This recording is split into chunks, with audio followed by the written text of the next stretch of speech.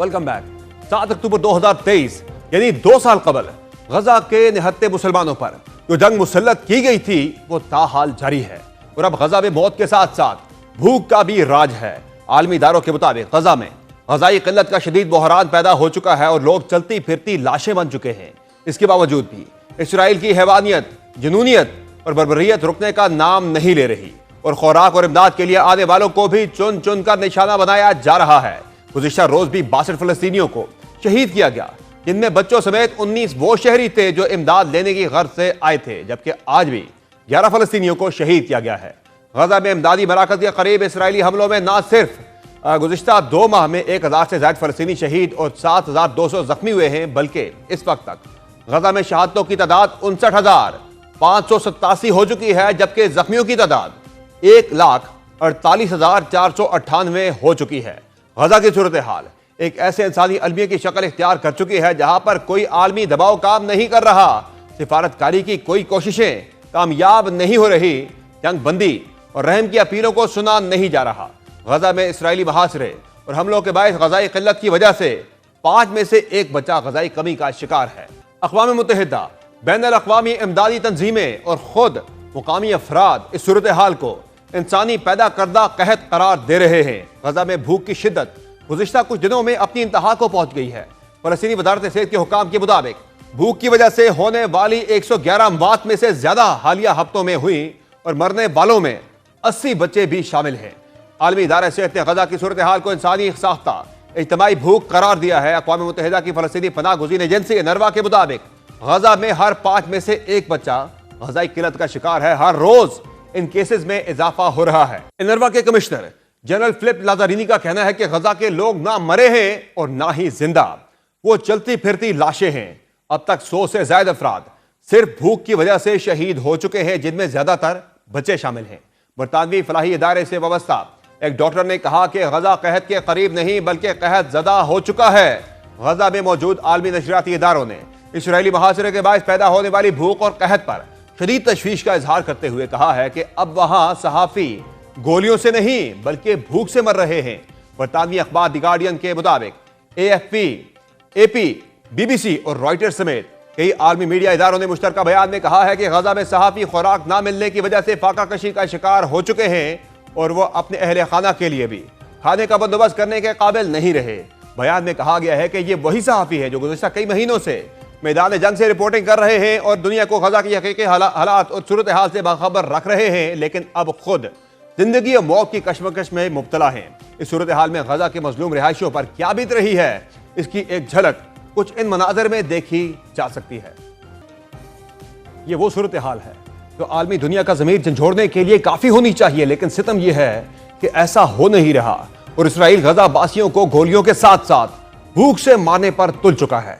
ऐसे में इंसानी हमदर्दी के जज्बात भी जन्म ले रहे हैं और मिस्र के नौजवानों ने एक मुहिम शुरू की है जिसको from sea to sea a bottle of hope for Gaza, यानी समंदर से समंदर तक गजा के लिए इमदाद की बोतल का नाम दिया है। इस मुहिम के जरिए मिस्र के नौजवान और बच्चों की जानिब से बोतलों को अनाज से भरकर बहीर रोम के हवाले इस उम्मीद से किया जा रहा है कि यह गजा के फलस्तीनियों तक पहुंच जाएंगी जो इसराइली जारहियत के सबब फाका कशी पर मजबूर हैं।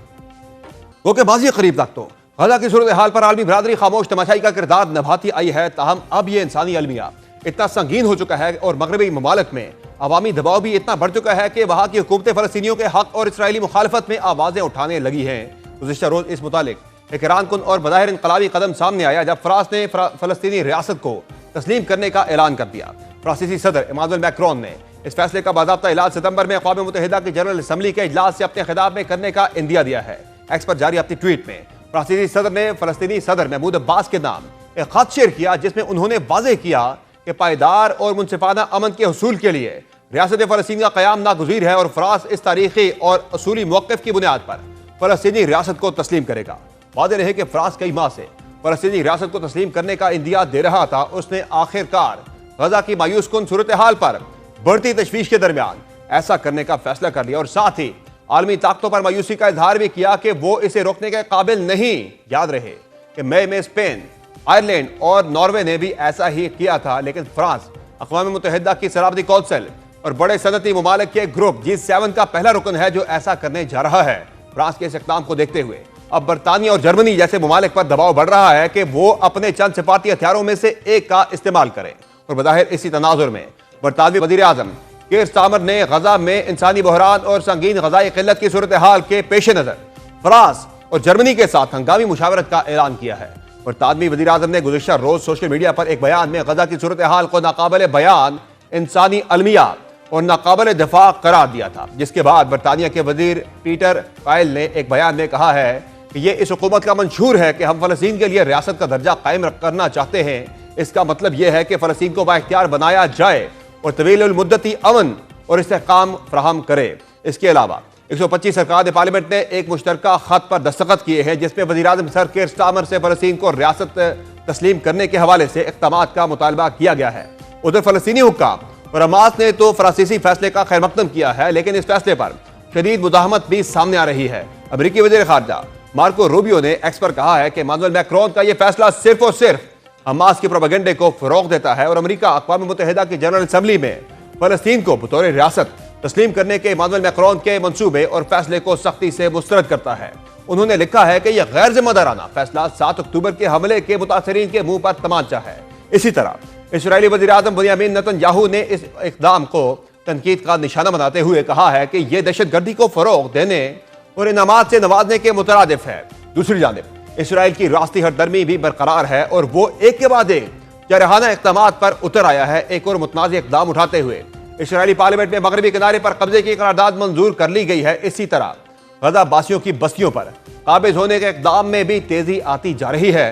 गैर मुल्की मीडिया के मुताबिक इसराइली पार्लियामेंट में दाएं बाजू के सियासतदानों और आबादकारों ने तबाह हाल गजा से वहां की मुकामी आबादी को जबरदस्ती बेदखल करके आबादकारों के लिए पुरआसाइश रहायशी मंसूबा बनाने का इरादा जाहिर किया है, जिसको गजा में स्मार्ट सिटी का नाम दिया जा रहा है।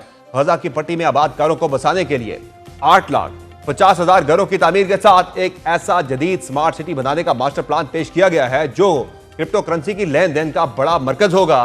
इस तस्वुर के बारे में कहा जा रहा है कि इसका मरकजी ख्याल अमेरिकी सदर डोनाल्ड ट्रंप के बयानात से लिया गया है, जब उन्होंने गजा को मशरिक़ वस्ता का रिवेरा कहा था।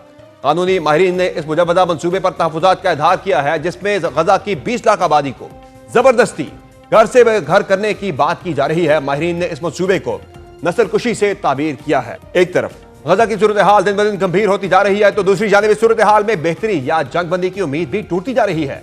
हालिया दिनों कतर में होने वाले जंगबंदी मुज़ाकरात भी बज़ाहिर बेनतीजा या नाकाम ही रहे हैं, क्योंकि इसराइल और अमेरिका ने इन मुज़ाकरात से अचानक दस्तबरदारी का फैसला किया है। एक बयान में अमेरिका के खुसूसी एलची स्टीव विटकॉफ ने कहा कि हमने हमास की जानिब से ताज़ा तरीन रद्द अमल के बाद मुशावरत के लिए अपनी टीम को दोहा से वतन वापस बुलाने का फैसला किया है, जिससे वाज़ेह तौर पर गजा में जंगबंदी की कोशिशों को नुकसान पहुंचेगा। गुज़िश्ता रोज जारी बयान में विटकॉफ ने कहा कि अगरचे सालिसों ने बहुत कोशिश की, लेकिन हमास ने एक नियति से काम करती दिखाई नहीं दे रही। इस मुतालिक हमास के एक सीनियर एहलकार ने BBC को बताया है कि मुतालिकारों ने इत्तला दी है कि अमेरिकी सफीर विटकॉफ की जानिब से हालिया रिमार्क्स और इसराइली और अमेरिकी वक्त की मुज़ाकराती अमल को छोड़ने के बावजूद हम बातचीत नाकाम होती नहीं देख रहे। हमास के एहलकार का कहना है कि अगरचे अभी हतमी तारीख तय नहीं पाई, लेकिन तवक्को की जा रही है कि इसराइली वक्त अगले हफ्ते दोहा आएगा। वाज़ेह रहे कि दोहा में कतरी और मिस्री सालिसों के साथ मुज़ाकरात का ताज़ा तरीन दौर 2 हफ्तों से ज़ायद अरसे तक जारी रहा। ताहम अब एक बार फिर गजा में जंगबंदी का चांस मुकम्मल तौर पर खत्म नहीं तो दूर से दूर होता चला जा रहा है। आज के शो में इतना ही।